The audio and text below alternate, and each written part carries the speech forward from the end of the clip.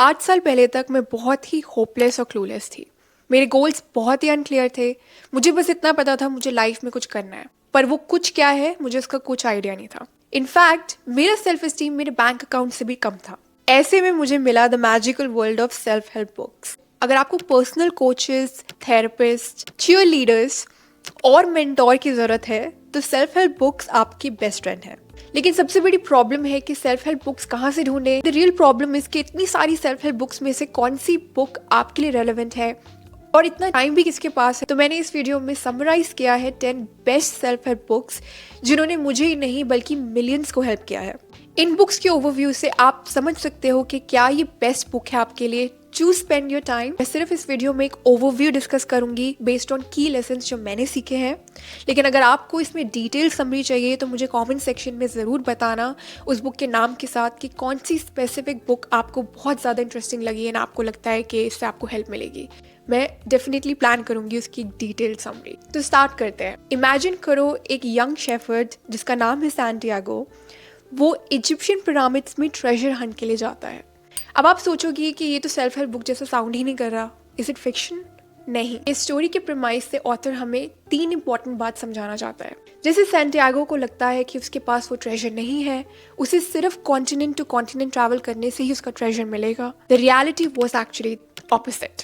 Santiago ने travel किया cross continents just to find out कि जो ट्रेजर वो ढूंढ रहे थे वो एक्चुअली वही था जहां से उन्होंने स्टार्ट किया। जिसका मतलब है कि अगर आप लॉस्ट फील करते हैं तो ये 3 की लेसन्स आप इस बुक से सीख सकते हैं। पहला है listen to your heart. Often times हम जानते हैं हम क्या चाहते हैं, लेकिन हम अपने आसपास की नॉइस की वजह से और लोगों की ओपिनियन की वजह से डिसीजंस लेते हैं जो हमें नहीं चाहिए। तो खुद को सेल्फ इंट्रोस्पेक्ट करो कि तुम्हें पता है तुम्हें क्या चाहिए, लेकिन तुम वो डिसीजन लेना नहीं चाह रहे हो फॉर सम अदर रीजन। दूसरा है हमारा बिगेस्ट ऑब्स्टिकल और कोई नहीं है बल्कि हमारा खुद का डर है। इन टाइम्स हम वो डिसीजंस नहीं लेते क्योंकि हम डरते हैं। हम डरते हैं फैमिली फ्रेंड्स क्या कहेंगे, हम डरते हैं कि whether we will be successful या हम फेल करेंगे, हम डरते हैं कि क्या हम अपना टाइम वेस्ट कर रहे हैं। बहुत सारे डर हमें प्रिवेंट करते हैं फ्रॉम डूइंग रियली जो हम चाहते हैं। तीसरी चीज़ जो ऑथर हाईलाइट करता है कि no matter what decision you make in life, चाहे वो आपके करियर रिलेटेड हो या रिलेशनशिप्स रिलेटेड हो, life will knock you down. इस चीज़ को एक्नॉलेज करना बहुत ज़रूरी है कि लाइफ में उतार चढ़ाव होंगे। No matter what, they will be अगली डेज, लेकिन आप पे डिपेंडेंट है कि आप उन डेज को कैसे रिएक्ट या रिस्पॉन्ड करते हो। लक भी तभी काम आती है जब आप कोशिश करते हैं। दूसरी बुक है atomic habits by James clear. और एक कन्फेशन करती हूँ, हम में से कितने लोग हैं जो न्यू ईयर्स पे रेजोल्यूशंस बनाते हैं और फरवरी आने तक भूल भी जाते हैं। तो ऐसे में जेम्स क्लियर ने इस बुक में बहुत अच्छी बात एक्सप्लेन की है। कोई भी गोल को पाने के लिए हमें हैबिट्स बनाने की ज़रूरत है, लेकिन ऑफ्टन टाइम्स वो हैबिट्स हम बना तो लेते हैं लेकिन हम उन्हें एग्जीक्यूट नहीं कर पाते। किसी हैबिट की रेसिपी में भी हमें सिर्फ 4 चीज़ों की ज़रूरत है। एक है क्यू, एक है क्रेविंग, एक है रिस्पॉन्स और एक है रिवॉर्ड। जब हम ये 4 इंग्रेडिएंट्स समझ जाते हैं तो उस गोल को पाना बहुत ईजी है। कोई भी न्यू हैबिट बनाने के लिए सबसे इंपॉर्टेंट चीज़ है to make it very easy, very attractive. वो कैसे होगा? अगर आप उस हैबिट को करने के लिए वो सब रिसोर्सेज अपने आसपास रखो। The more you see it, the more cue you get, the more easier it is for you to do it. जितना मुश्किल हम उस हैबिट को करना बनाएंगे उतना ही मुश्किल होगा उसे एक्चुअली करना। सबसे बड़ी गलती जो हम सब करते हैं वो ये सोचते हैं कि हमें सपोज अगर कोई एग्ज़ाम आ रहा है तो हम 10 घंटे पढ़ेंगे, 12 घंटे पढ़ेंगे। एक दिन में वो हैबिट्स नहीं बनते। अगर आप 10 घंटे पढ़ने की हैबिट बनाना चाहते हो तो आपको 1 घंटे से स्टार्ट करना होगा। तो ऑथर हाईलाइट करता है कि सिर्फ 1% इम्प्रूवमेंट करने से हर डे हम end of the year 37 times improve करते हैं, जो एक्चुअल में बहुत माइंड ब्लोइंग नंबर है। अगर हम सिर्फ 10% एक दिन और बाकी के 10 दिन 0% करते हैं तो वो पॉसिबल नहीं है। इस चीज़ को एक्सप्लेन करने के लिए जेम्स क्लियर ने ये भी एग्जाम्पल दिया। अब मान लो कि एक प्लेन है जो दिल्ली से मुंबई जा रहा है। अगर उस प्लेन की ट्रेजेक्टरी में सिर्फ 1% एंगल का भी डिफरेंस आता है तो भी वो मुंबई यानी कि अपनी डेस्टिनेशन नहीं पहुंचेगा। यानी कि सिर्फ 1% से भी डेस्टिनेशन जाने के प्रोग्रेस में काफ़ी डिफरेंस आता है। ये एग्जाम्पल से जेम्स क्लियर एक्सप्लेन करते हैं कि थोड़े से चेंजेस से भी हम बहुत बड़ी इंप्रूवमेंट कर सकते हैं ओवर टाइम। और यहाँ पे मुझे एक बहुत अच्छा कोट याद आता है। Slowly is the fastest way to be where you want to be by Andre de Schultz. तीसरी बुक है thinking fast and slow by Daniel Kahneman.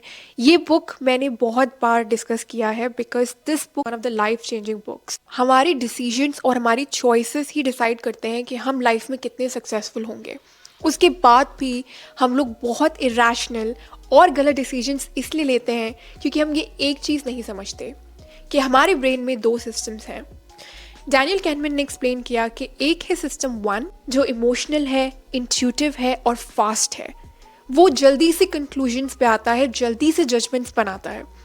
और एक है सिस्टम 2 जो डेलिब्रेट है, जो लॉजिकल है, जो रैशनल है और जो स्लो है।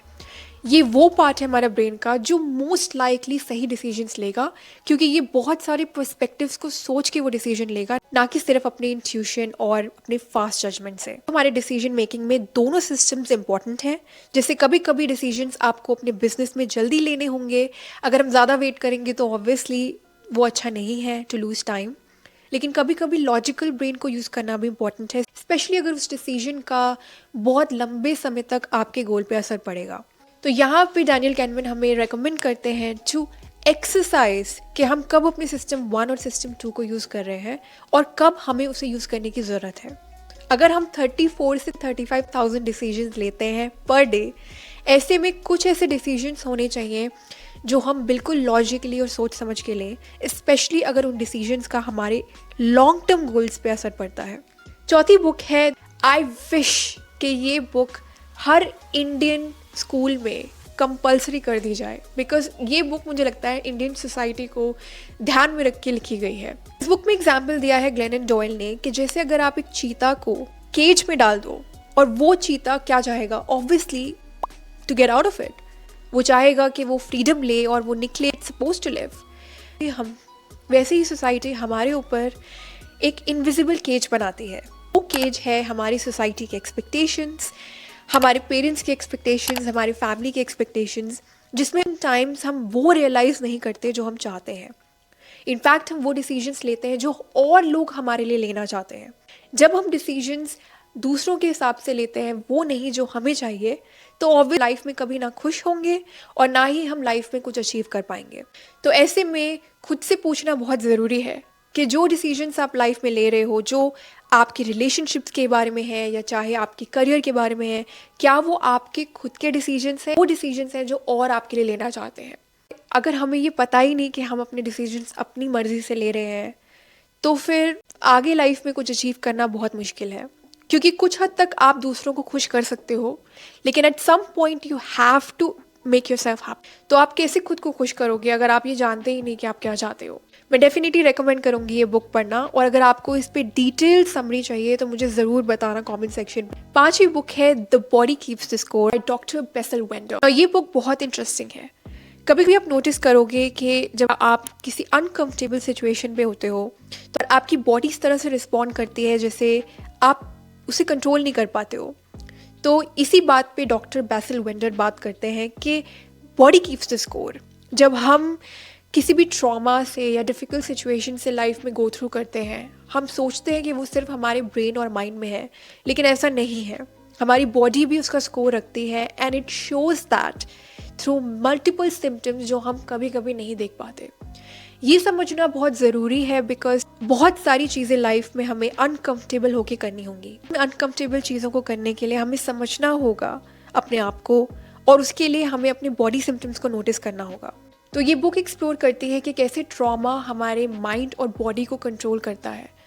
चाहे वो एपिसोड ट्रॉमा का बहुत साल पहले क्यों ना हुआ हो, उसका इम्प्लीकेशन हमारी बॉडी और माइंड पे बहुत टाइम तक रहता है। And it's really important to heal and see the symptoms, क्योंकि अगर हम ट्रॉमेटाइज्ड हैं और हमारी बॉडी हमें अलाउ नहीं कर रही है कि हम अनकंफर्टेबल सिचुएशंस पे रिएक्ट नहीं कर पा रहे हैं because of anxiety, because of depression, तो हमारे लिए बहुत मुश्किल होगा to grow in life and be happy. Because जितना आप स्ट्रेस को अच्छे से मैनेज करेंगे, अपनी एंग्जाइटी को अच्छे से मैनेज करेंगे, उतना ज़्यादा आप अपने गोल्स पे रिजिलिएंट रहेंगे, अपने गोल्स पे फोकस्ड रहेंगे, और उतना ज़्यादा आप लाइफ में प्रोग्रेस कर पाएंगे। बिकॉज ऑफ्टन टाइम्स हम खुद ही अपने ही प्रॉब्लम्स की वजह से एक नैरेटिव बनाते हैं अपने दिमाग में कि लाइफ ऐसी है, सब कुछ बुरा है, ब्ला ब्ला ब्ला, और हम काबिल नहीं हैं। पर ये सच नहीं है।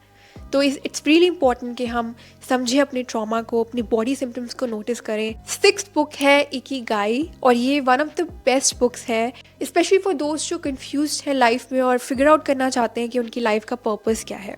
कौन नहीं चाहता है कि एक अच्छी लॉन्ग पर्पसफुल हैप्पी लाइफ हो। इसी में हमें ढूंढने की ज़रूरत है कि दुनिया को क्या चाहिए, हम क्या कर सकते हैं उसे फुलफिल करने के लिए, क्या हम इससे कमा सकते हैं टू हैव अ लाइवलीहुड, और उसके साथ साथ कि क्या हम इससे खुशी फील करते हैं। तो ऑथर एक्सप्लेन करते हैं इन चारों चीज़ों को समझने के बाद जो इसमें इंटरसेक्शन है, that is your purpose, that is your Ikigai. और उसी पर्पस को फॉलो करके आप ना ही सिर्फ एक लॉन्ग एंड हैप्पी लाइफ जी सकते हैं, बल्कि आप ये भी फिगर आउट कर सकते हैं कि आप दूसरों को कैसे हेल्प कर सकते हैं अपनी लाइफ में। तो ये बुक बहुत अच्छी है इन टर्म्स ऑफ फाइंडिंग कि आपका लाइफ में पर्पस क्या है। इसमें काफ़ी अच्छी एक्सरसाइजेस हैं और बहुत डिटेल में एक्सप्लेन किया है कि वो चीज़ें हम कैसे फिगर आउट करें जिसमें हम अच्छे हैं या जिस चीज़ में सोसाइटी को हेल्प की ज़रूरत है। तो ये डेफिनेटली एक मस्ट डू रीड है। ये बुक डेफिनेटली मैं बोलूँगी कि you should read at least once in your life. अगर इस बुक पे डिटेल रिव्यू चाहिए तो भी मुझे बताना कमेंट सेक्शन पे। मुझे लगता है इस बुक के थ्रू आपको बहुत हेल्प मिल सकती है, बिकॉज डेफिनेटली इस बुक ने मुझे हेल्प किया, and because of this book I have started my YouTube channel. Next book का नाम है अनएफ योरसेल्फ। अब आप समझ गए होंगे कि एफ का क्या मतलब है। ये बुक लिखी है गैरी जॉन बिशप ने। ऑनेस्टली सेल्फ हेल्प बुक की दुनिया में ये one of the best books है, इसीलिए क्योंकि इस बुक में ऑथर ने जो अपने व्यू पॉइंट्स लिखे हैं बिल्कुल स्ट्रेट फॉरवर्ड वे में, मुझे उसे पढ़ के बहुत अच्छा लगा।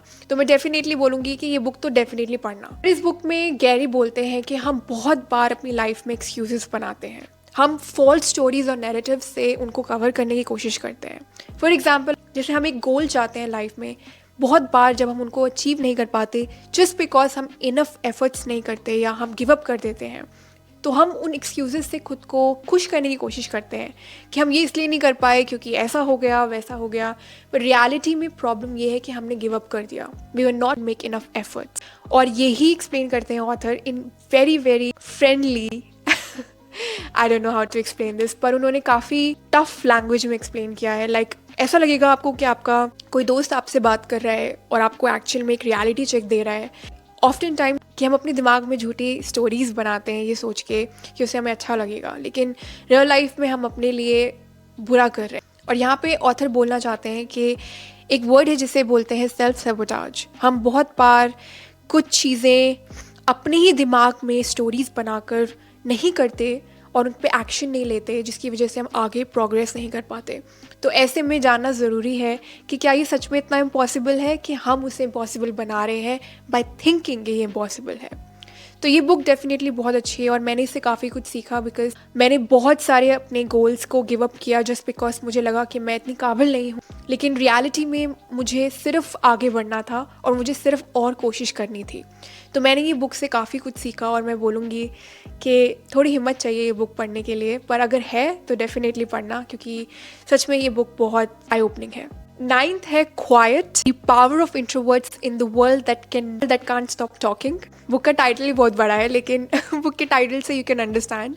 तो अगर आप मेरी तरह एक इंट्रोवर्ट हैं तो आज के ज़माने में जहाँ कंटेंट क्रिएशन जैसे एवेन्यूज़ बहुत अच्छा काम कर रहे हैं, और सिर्फ आज की बात नहीं है, जनरली हमारी सोसाइटी में एक्सट्रोवर्टेड लोगों को ज़्यादा सुपीरियर माना जाता है in comparison to introverts. Specially जो लोग क्वाइट हैं और अपनी ओपिनियन आगे नहीं रखते 2 रीजंस की वजह से, कि या तो वो सोचते हैं कि उनकी ओपिनियन मैटर नहीं करती, या तो वो सोचते हैं कि उस ओपिनियन का कोई फ़ायदा नहीं, सामने वाला रिस्पॉन्ड नहीं करेगा या समझेगा नहीं उन्हें। तो जो भी रीज़न से हम चुप रहते हैं, तो ये बुक उन पर बनाई गई है। अगर आप भी एक इंट्रोवर्ट है मेरी तरह, तो सुजैन ने इस बुक में काफ़ी अच्छे टिप्स दिए हैं कि इंट्रोवर्ट होकर भी हम लाइफ में सक्सेसफुल हो सकते हैं। इनफैक्ट बहुत इंट्रोवर्ट्स आज लाइफ में बहुत सक्सेसफुल हैं, और उसके पीछे सिर्फ एक सिंपल चीज़ है। तो सुजैन बोलती है कि हमें इसे एक पावर की तरह देखना चाहिए, ना कि एक वीकनेस की तरह। तो क्वाइट होके भी अपनी इंट्रोवर्टनेस को अपनी स्ट्रेंथ बनाकर आप कैसे लाइफ में प्रोग्रेस कर सकते हो, इस पे काफ़ी अच्छे टिप्स दिए हैं सुजैन ने।